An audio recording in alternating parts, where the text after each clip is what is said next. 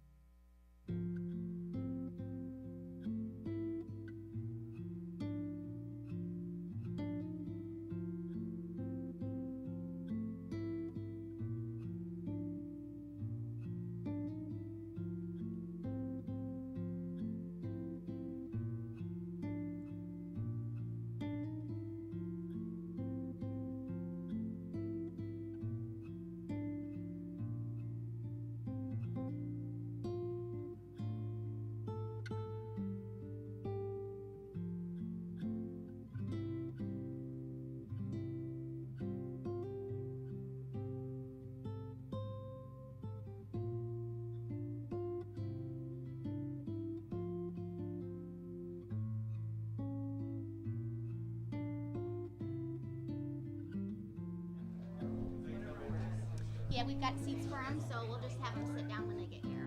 Okay. All right. Hello, everyone. Welcome. Hello, everyone. Can you hear me okay? All right. It's set for Heather, so it's a little tall. Welcome everyone. My name's Lindsay. I'm one of the funeral directors here at the funeral home, and it's my honor to help start this service today in celebration of Pat Ross, a thoughtful, wonderful woman, wife, mom, grandma, and friend to so many. I hope you all received one of our remembrance folders. There's a beautiful poem inside that I just like to read the first line. I think it's really beautiful. I'd like the memory of me to be a happy one, and I think we all can agree to that. And we have a very special celebrant today. I'd like to introduce her granddaughter, Heather, who will lead us in our service of celebration. Thank you again for coming.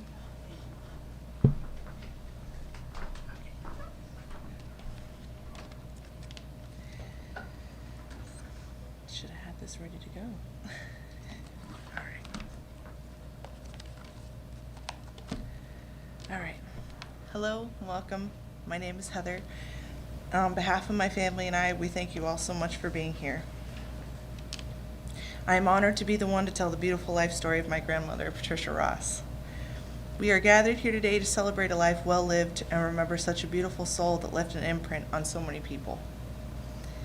We are here to support Pat's family, husband Walt, son Jim, daughter-in-law Dawn, 2 grandchildren Cameron and myself, and 2 great-grandchildren Christopher and Jasper. As we walk with the family through the unknown and grief they will undoubtedly feel, we hope they will find solace in everyone's kind words during this most difficult time. Patricia, who often went by Pat, was a no-nonsense kind of a woman. She always told you about her opinion on a subject with little to no filter in the kindest way possible. Her family would describe her as a spitfire kind of a woman, but still had a laugh that was incredibly infectious. She always put others before herself and was kind and welcoming to anyone she met.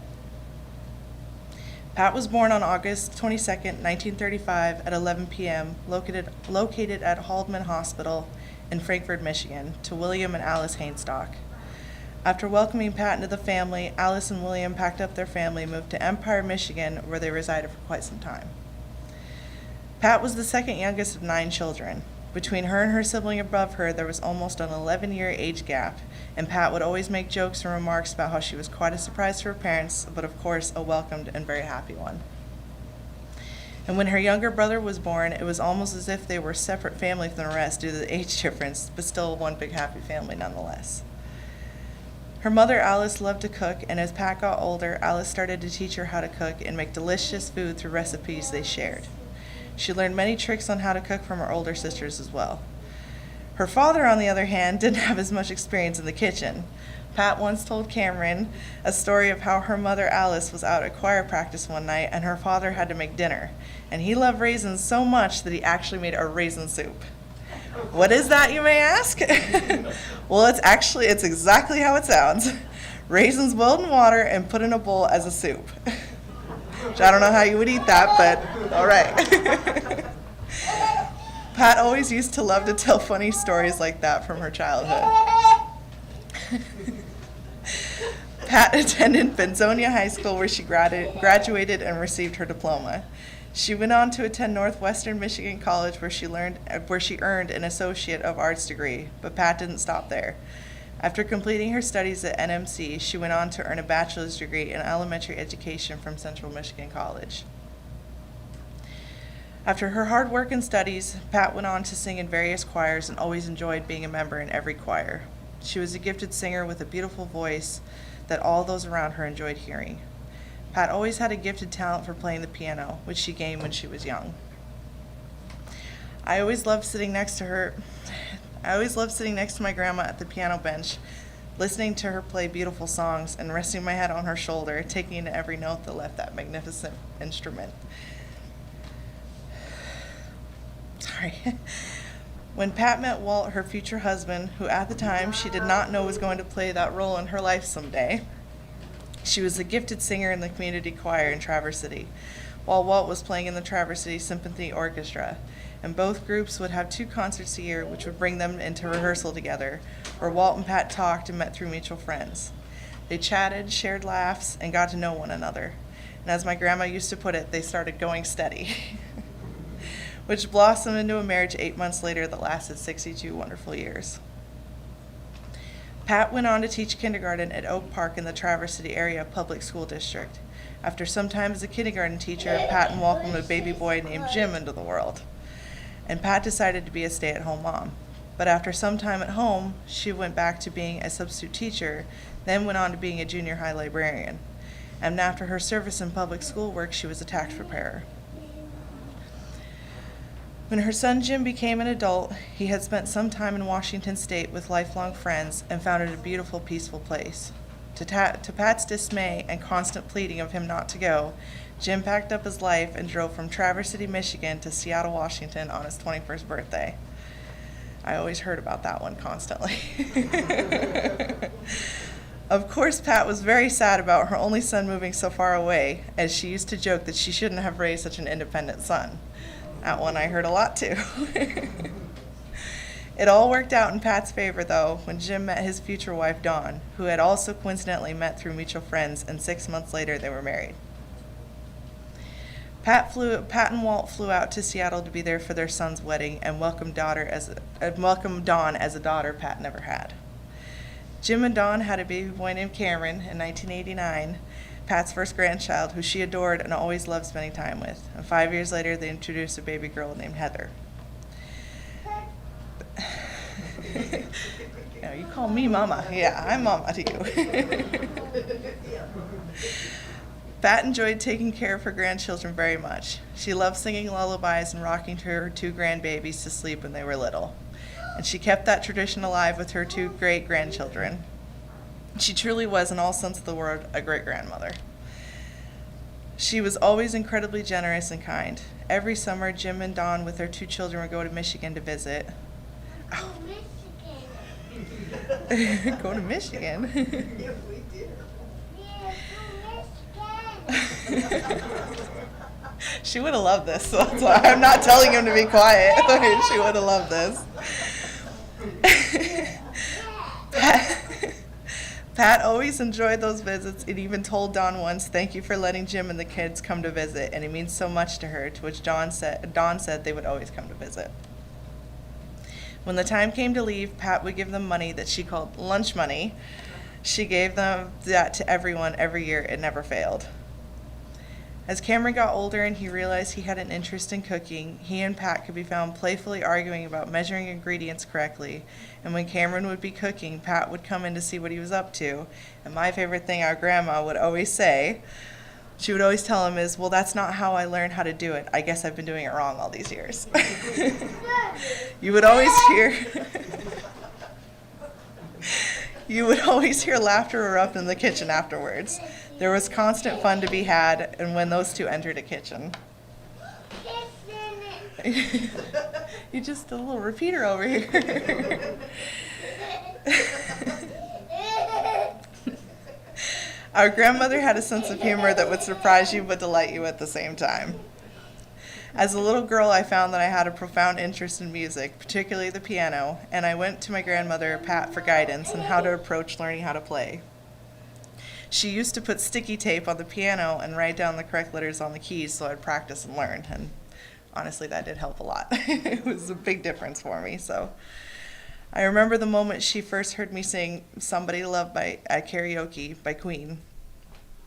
And she cried at the end, giving me an embracing hug and telling me how proud she was of my voice. Sorry. Just never forget that. On July 15th, 2011, Cameron gave Pat her first grandchild, a boy named Christopher.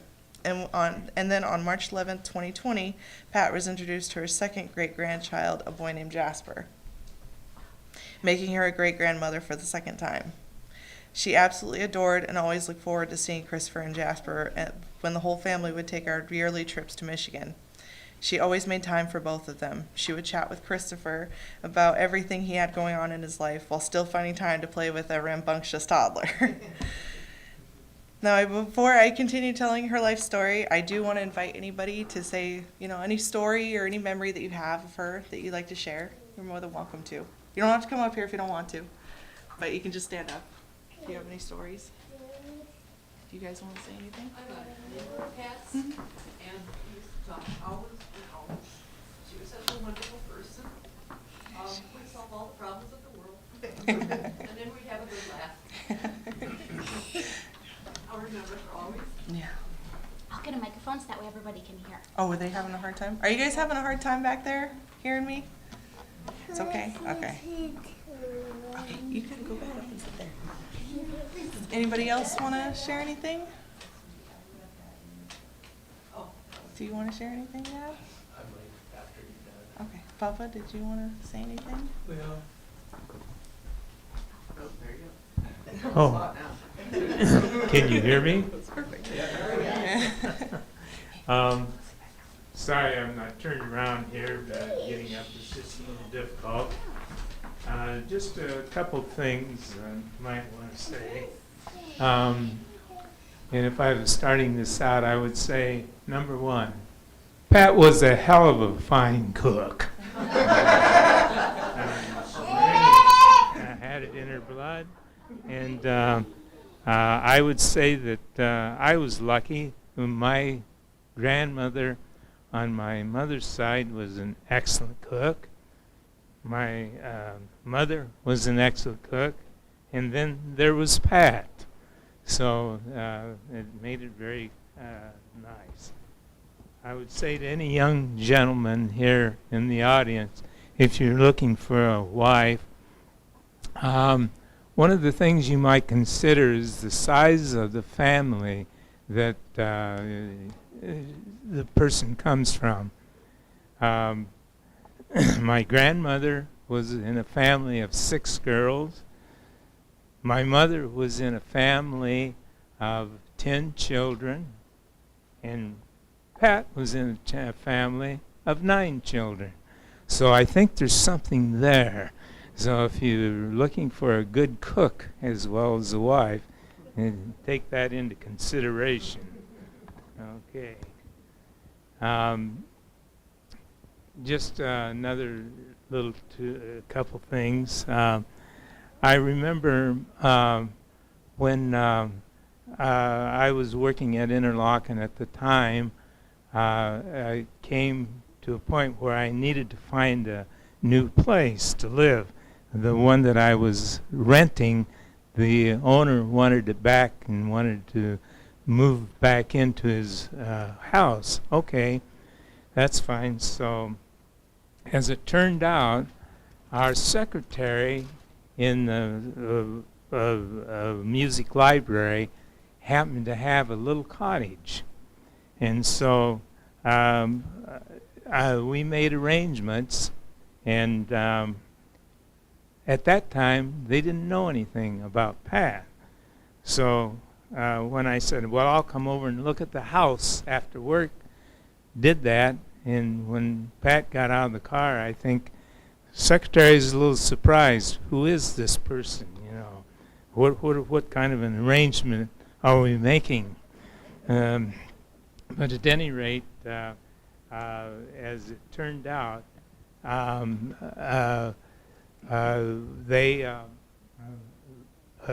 that is Pat and the secretary who was renting the house, got into kind of a good discussion, and they got to talking about cooking and this and that and everything. And so I knew the next morning at work it's going to be a little different, and it certainly was. I got there, and nobody was saying anything. They were just sort of standing there waiting because the secretary had already filled them in. And as it turned out, I finally said to the people, say something. And they came down on me like a herd of turtles, you know, all the questions and what's going on and so on. So there were instances like that. Finally, I would say that short of 62 years, by about 1 week, that we were married, and I would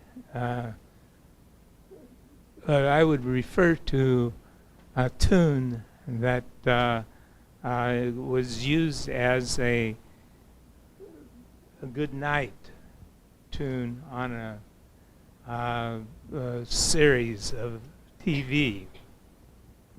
And the host would get up and say, I'm so glad we had this time together. And that's my expression with Pat at that time. I'm so glad that we were together for all of those years. And so, to end that, I would just simply say, peace.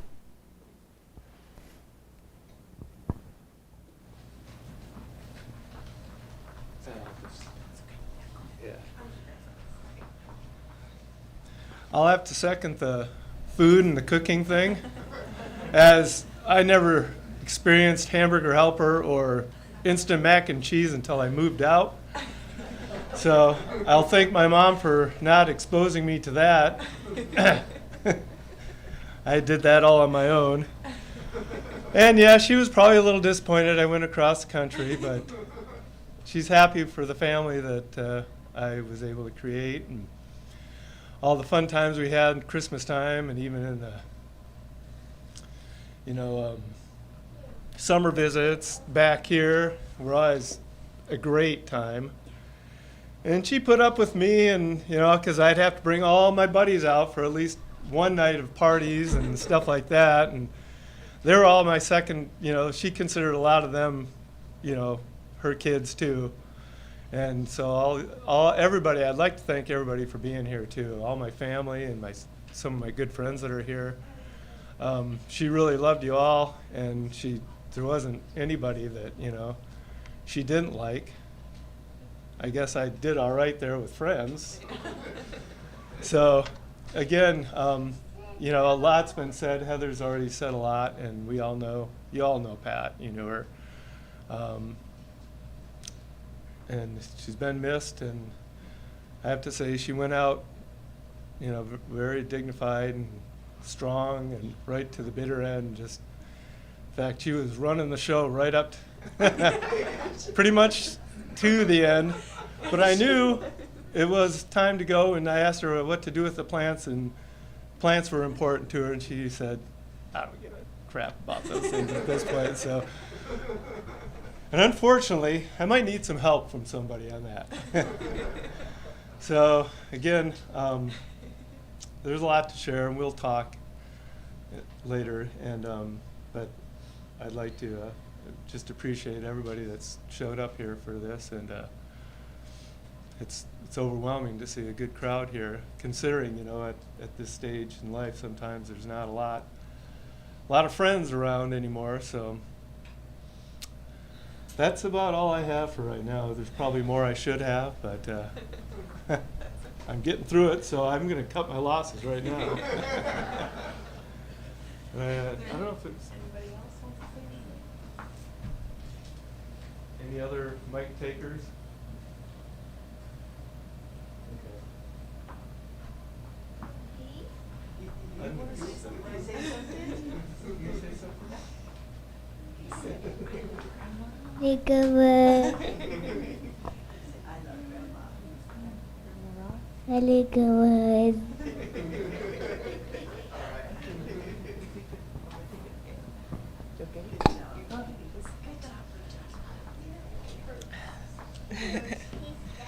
No, we're not gonna keep playing. Go, why don't you go sit back down, okay? Okay, I'm gonna turn this off for a second, I think. Nobody else wanted to say anything? Last call? No? Yeah, last call, yeah. Okay. Oh, okay. Oh, okay. Oh, still good. My dad was the youngest of the 9 siblings, and the story that I was told, he was Robert Cherry. The story that I was told that, Pat was 12 years younger than her next oldest sibling. And that Grandma and Grandpa Hainstock decided they needed a playmate for Pat. So just about a year to the day later, my dad was born. And of course, as siblings, well, they had their scraps, their fights. And one that my father told me about was that he had been they were out sledding, it was winter time, and Dad was on a toboggan or a sled, and he threw a snowball at Pat, and it hit her in the face. Well, she was on skis, and she started skiing right at him. She was up to murder. And he said, I was so busy looking back and trying to get away from her that I didn't look around in front of me, and Dad went right through a barbed wire fence. And he showed me all the scars from that. But I think it would be fair to say that Dad got her revenge for that. One other story that comes to mind is that Grandma Hinkstock was gone a lot. He was a musician, a piano player. So if there was anything going on, he was there playing. So it often fell to Uncle Mert, who was older, to watch Pat and Dad. And one of the things he would do would sing a song, it's called just an old shanty in Shantytown. And recently I looked it up and find it on YouTube. It's a neat song and it's a neat memory, so I like to play that from time to time and think about him. And think about when a time back when you made your own entertainment, you didn't have all the connections we do now to the outer world. You just made your own fun. So some good memories, and it's good to see a lot of familiar faces and cousins here. Good seeing everyone.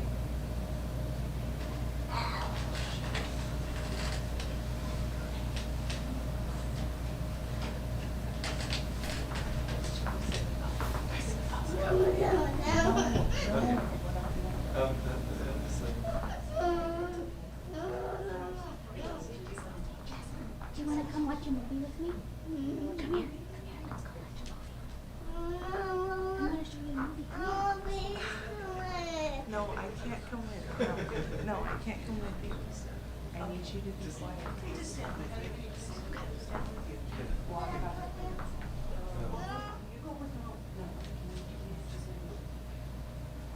We'll stand.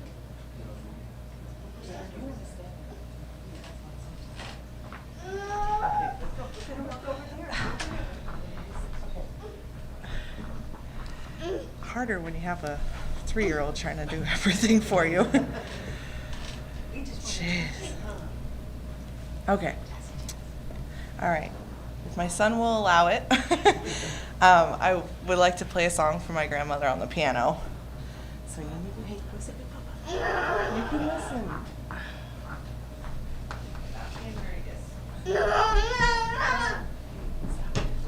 Sit down, okay? I could walk him Yeah. outside. Well, Dad, I was gonna say, just come over here.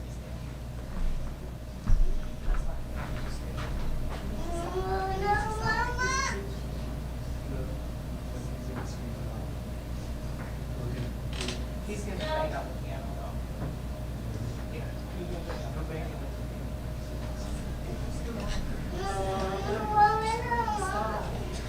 How about you just take him outside? Go ahead.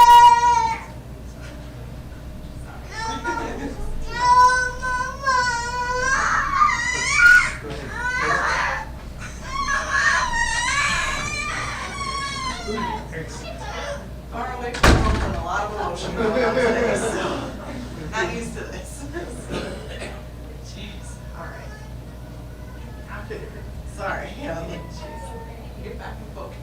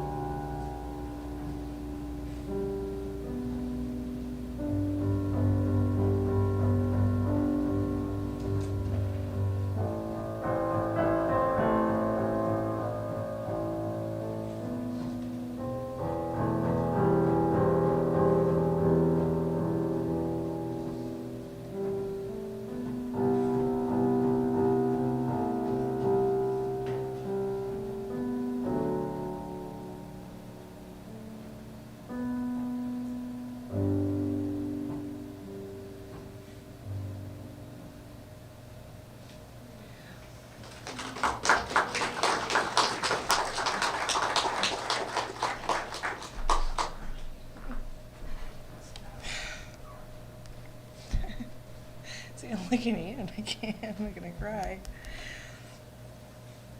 Ugh. All right. Hard to play.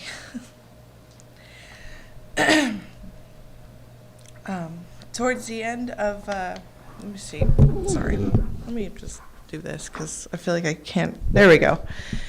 Towards the end of Pat's life, Cameron and I came back to take care of her on her time of need with our dad Jim. Even though the end, see, I'm just gonna do this. Okay.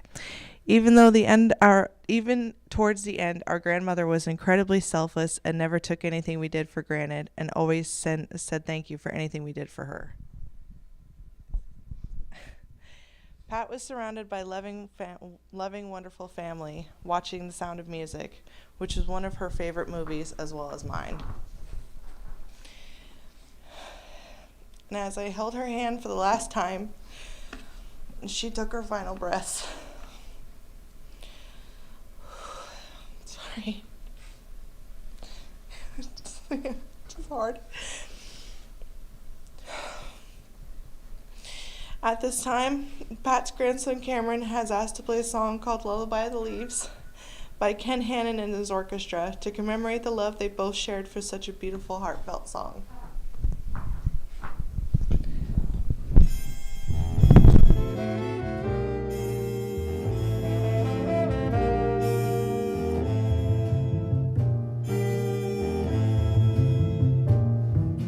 Cradle me where southern skies can watch me with a million eyes.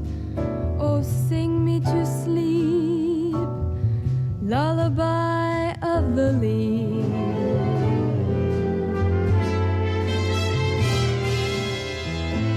Cover me with heaven's blue.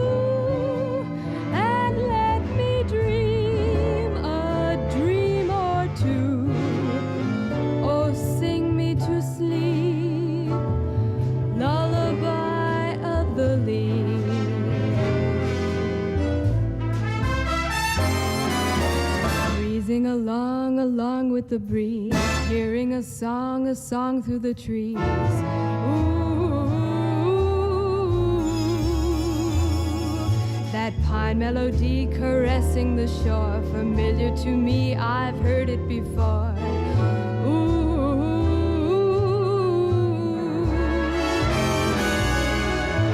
don't I feel it in my soul?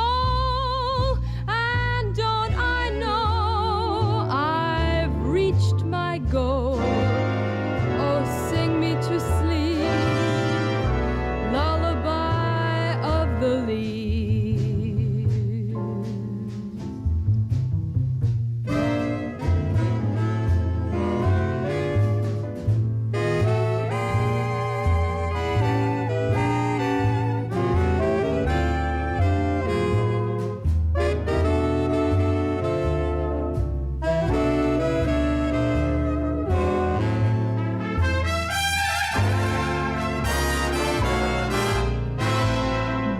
Along with the breeze, hearing a song through the trees. Ooh, that pine melody caressing the shore, familiar to me, I've heard it before. Ooh,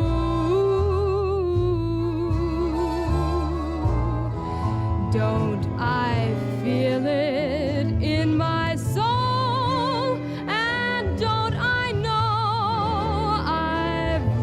My goal, oh, sing me to sleep, lullaby of the leaves.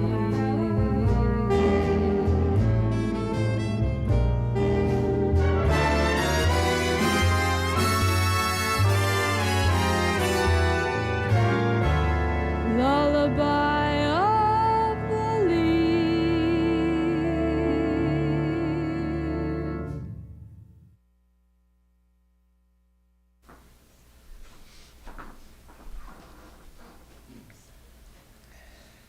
Super glad we got to play that.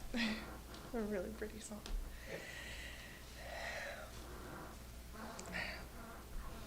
Sorry, I can't see my tab now. Okay.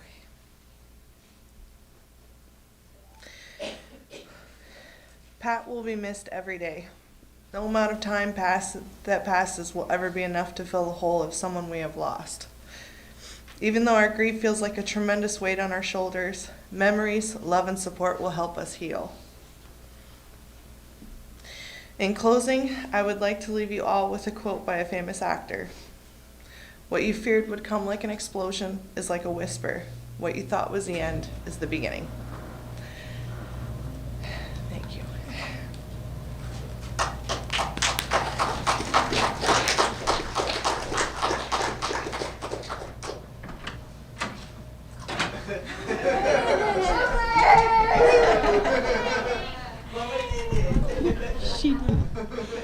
Thank you all for coming today. We wish you well and enjoy this beautiful sunshine, and again, keep your memories of Pat alive. Thank you. Go in peace.